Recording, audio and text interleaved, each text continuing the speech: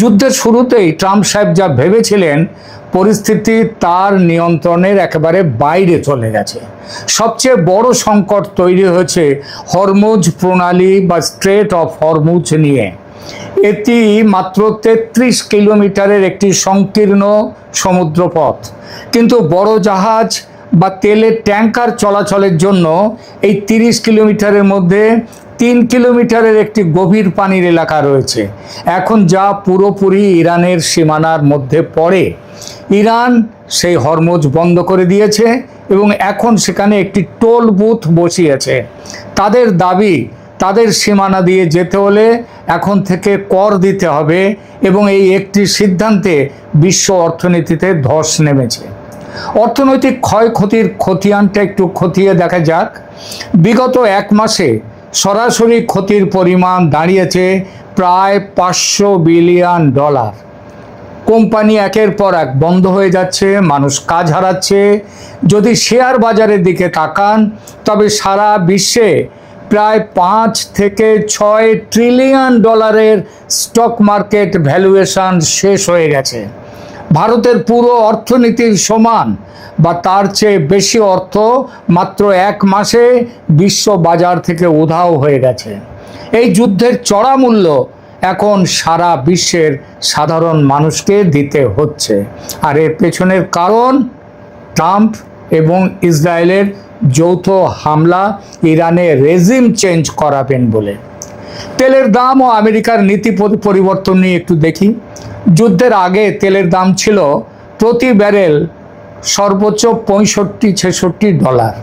Hormuz প্রণালী বন্ধ হওয়ার পর তা $120 ছাড়িয়ে গেছে, মানে দ্বিগুণ হয়েছে, 100% প্রায় বৃদ্ধি। পরিস্থিতি সামাল দিতে ট্রাম্প প্রথমে বলেছিলেন ইরানকে 400 মিলিয়ন ব্যারেল ইমার্জেন্সি রিজার্ভ ছাড়ার জন্য, কিন্তু তাতে কাজ হয়নি। বাধ্য হয়ে আমেরিকা নিজের তৈরি নিয়ম ভেঙে ঘোষণা করেছে যে এখন থেকে যে কোনো দেশ রাশিয়া ও ইরানের কাছ থেকে তেল কিনতে পারবে, কোনো নিষেধাজ্ঞা নেই। এতদিন যাদের ওপর স্যাংশন বা নিষেধাজ্ঞা ছিল, বিশেষ করে ইরানের ওপর তো বটেই, আজ বিপদে পড়ে আমেরিকা তাদেরকেই, সেই ইরানকেও তেল বিক্রির অনুমতি দিচ্ছে। এটি আমেরিকার নীতিগত বিশাল পরাজয়। এবার আসি 10টি গুরুত্বপূর্ণ পয়েন্ট ও রণকৌশলগত ভুলের ব্যাপারে। ট্রাম্পের প্রশাসন ইরানকে এবং হরমুজ প্রণালীর গুরুত্বকে অবমূল্যায়ন করেছে। তারা বুঝতে পারেনি এটা তাদের জ্ঞানের অভাব। তাদের ধারণা ছিল দ্রুত হামলা চালিয়ে ইরান সরকারকে পরিবর্তন এবং রেজিম চেঞ্জ করা যাবে, কিন্তু বাস্তবে ইরান আরও শক্তিশালী হয়ে পাল্টা আঘাত করেছে এবং এখনও সেই আঘাত চালিয়ে যাচ্ছে। আমেরিকার নীতি আজ অসংলগ্ন, বিভ্রান্তিকর। ট্রাম্প এক এক সময় বলছেন আমি ইরানকে ধ্বংস করে দিতে পারি, সেখানে আক্রমণের কোনো জায়গা নেই। পর মুহূর্তে বলছেন যে এখানে আলোচনা চলছে, তাদের সাথে যুদ্ধবিরতির আলোচনা চলছে। আবার পরক্ষণে বলছে আমরা যুদ্ধবিরতি চাই না, ইরান যুদ্ধবিরতির জন্য আলোচনা চাইছে। আবার ইরান বলছে আমাদের যুদ্ধবিরতি চাওয়ার কোনো প্রশ্নই নেই। মধ্যপ্রাচ্যের অন্যান্য দেশগুলো যেমন দুবাই, সৌদি আরব, কুয়েত আজ বড় ধরনের ক্ষয়ক্ষতির শিকার। দুবাইয়ের ব্যবসা বাণিজ্য লাটে উঠেছে, লাটে। কুয়েত এয়ারপোর্টে হামলা করেছে ইরান, দুবাই এয়ারপোর্টেও হামলা করেছে। মধ্যপ্রাচ্যের দেশগুলোকে আমেরিকা যে সুরক্ষা ছাতা দিয়েছিল বিশাল পরিমাণ অর্থের বিনিময়ে, এবং সেখানে ঘাঁটি তৈরি করতে দিয়েছিল, ঘাঁটি তৈরি করেছিল আমেরিকা, সেই ছাতা উড়ে গেছে প্রচণ্ড ইরানি ঝড়ে। ইরানি সাইক্লোন সেই আমেরিকার ছাতা প্রায় উড়িয়ে দিয়েছে। বাধ্য হয়ে আজ এই দেশগুলোকে, মধ্যপ্রাচ্যের অন্য দেশগুলোকে ছুটতে হচ্ছে ইউক্রেনের কাছে, সাহায্য চাইতে হচ্ছে পাকিস্তানের, বাংলাদেশের। এটা যদি হার না হয় তবে হার বলে কাকে?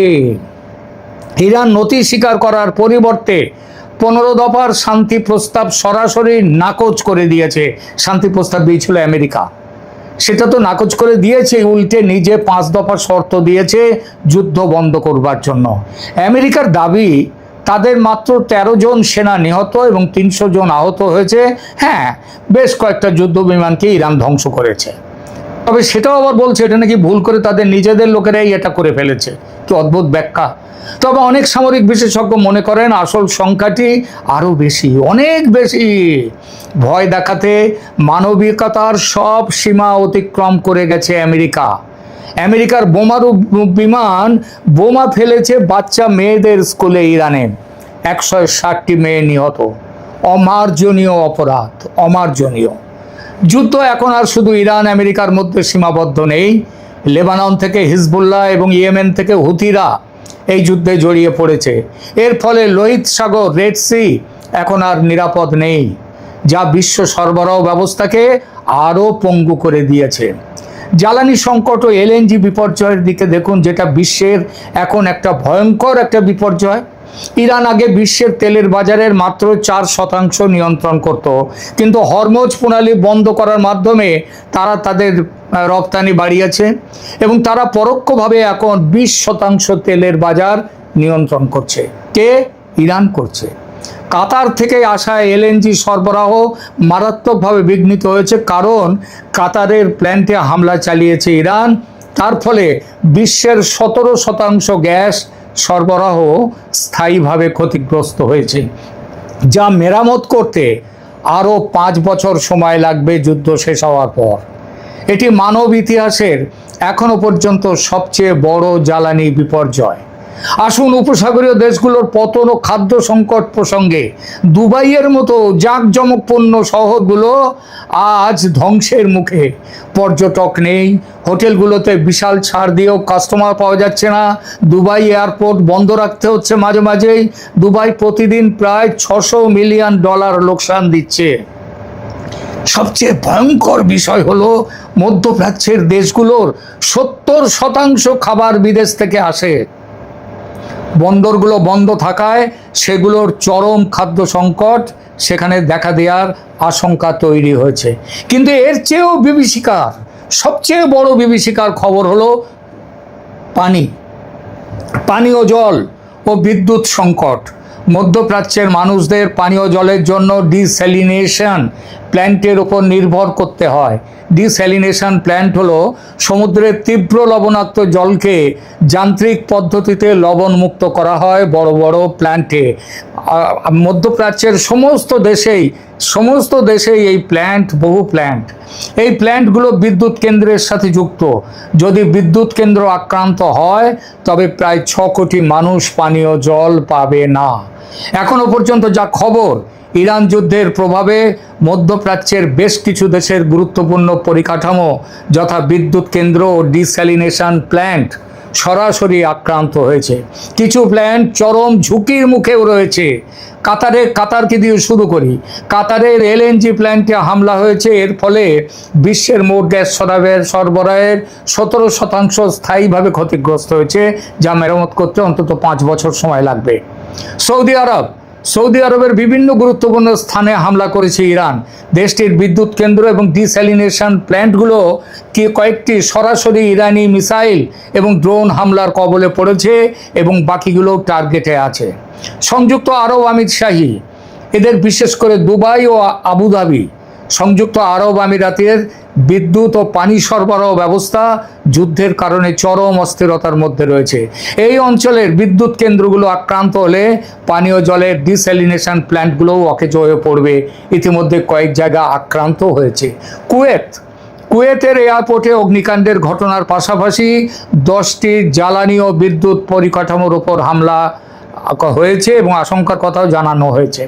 বাহরিন এবং ওমান, এই দেশগুলো আঞ্চলিক যুদ্ধের আওতায় চলে আসায় তাদের বিদ্যুৎ ও পানি শোধনাগারগুলো অত্যন্ত ঝুঁকিপূর্ণ অবস্থায় রয়েছে। এবং সবার উপর ইসরায়েল, লেবাননের হিজবুল্লাহ এবং ইয়েমেনের হুতিদের পক্ষ থেকে ইসরায়েলের বিভিন্ন কৌশলগত স্থাপনা ও বিদ্যুৎ কেন্দ্রে হামলা চালানো হচ্ছে।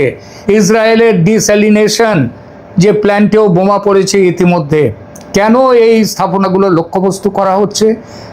তার কারণ মধ্যপ্রাচ্যের দেশগুলোর একটি বিশেষ বৈশিষ্ট্য হলো তাদের বিদ্যুৎ কেন্দ্র এবং ডিস্যালিনেশন প্ল্যান্টের পারস্পরিক নির্ভরতা। বিদ্যুৎ কেন্দ্র থেকে পাওয়া শক্তিতে এই ডিস্যালিনেশন প্ল্যান্ট চলে, আবার ডিস্যালিনেশন প্ল্যান্ট থেকে পাওয়া যে জল, সেই সমুদ্রের জল, সেই জল বিদ্যুৎ কেন্দ্রের ব্রয়লার ঠান্ডা রাখতে ব্যবহৃত হয়। ইরান বা তার মিত্ররা যদি একটি বিদ্যুৎ কেন্দ্র ধ্বংস করে, তবে স্বয়ংক্রিয়ভাবে ওই অঞ্চলের পানি সরবরাহ বন্ধ হয়ে যাবে। এর ফলে প্রায় 6 কোটি মানুষ খাওয়ার জল, সুপেয় পানীয় জল এবং ব্যবহারের জলও, ওখানে তো সমুদ্রের জল ছাড়া আর কোনো জল নেই, বাকি জল তৈরি করে নিতে হয়। এই কারণেই এই দেশগুলোর জল ও বিদ্যুৎ পরিকাঠামো বর্তমানে যুদ্ধের অন্যতম প্রধান লক্ষ্যবস্তু হয়ে দাঁড়িয়েছে। এটি এই যুদ্ধের সবচেয়ে অমানবিক ও ভয়ঙ্কর দিক। ইরানের অর্থনৈতিক যুদ্ধ কৌশলটা কিন্তু দারুণ। ইরান তার স্ট্র্যাটেজি খুব ভালোভাবে যে তৈরি করেছে, সেটা তার টার্গেট পয়েন্টগুলো দেখে বোঝা যায়।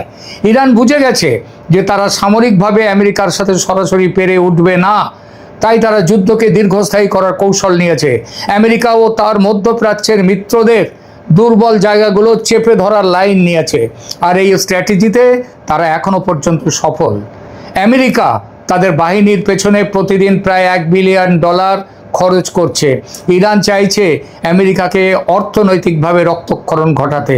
তারা সফলভাবে সামরিক যুদ্ধকে বিশ্ব অর্থনৈতিক যুদ্ধে রূপান্তরিত করতে পেরেছে। 1 মাস শেষে আমাদের মূল্যায়ন হলো, এই যুদ্ধে কেউই জিতল না, কিন্তু বিশ্ব অর্থনীতি চরমভাবে হারছে। তেলের দাম $150 পর্যন্ত উঠতে পারে, যা বিশ্বব্যাপী মন্দা, গ্লোবাল রিসেশন ডেকে আনবে। ট্রাম্পের একের পর এক উস্কানিমূলক বক্তব্য এই পরিস্থিতিকে আরও জটিল করে তুলছে। ভারত, বাংলাদেশের মতো দেশগুলোর জন্য চ্যালেঞ্জ হলো মুদ্রাস্ফীতি এবং রুপির দাম কমে যাওয়া, টাকার দাম কমে যাওয়া। আগামী মাসটি আরও ভয়ঙ্কর হতে পারে, কারণ ট্রাম্প বলেছেন তিনি 7 এপ্রিল পর্যন্ত ইরানকে ভাবনার সুযোগ দিয়েছেন, আর ইরান বুঝে গেছে যে ট্রাম্পের এইসব হুমকি, এগুলো কোনো গুরুত্ব নেই। এখন এই যুদ্ধের জন্য, যুদ্ধ থামাতে যদি সারা বিশ্ব থেকে চাপ আসে, এবং সে চাপ আসছে আমেরিকার ওপর, এমনকি এমন চাপও আসছে, ট্রাম্প সাহেব দয়া করে তার মুখে লিউকোপ্লাস্ট কিংবা ঠোঁট দুটো সেলাই করে রাখুন, যাতে তিনি উল্টোপাল্টা আবল তাবল কথা না বলতে পারেন। কিন্তু যদি ট্রাম্পকে থামানো না যায়, এই যুদ্ধ আরও ভয়ঙ্কর হতে পারে। কূটনীতির পথে দ্রুত সমাধান যদি না আসে, এই যুদ্ধ সারা পৃথিবীকে এক ভয়ঙ্কর অনিশ্চয়তার মধ্যে ফেলে দেবে। সারা পৃথিবী হারবে।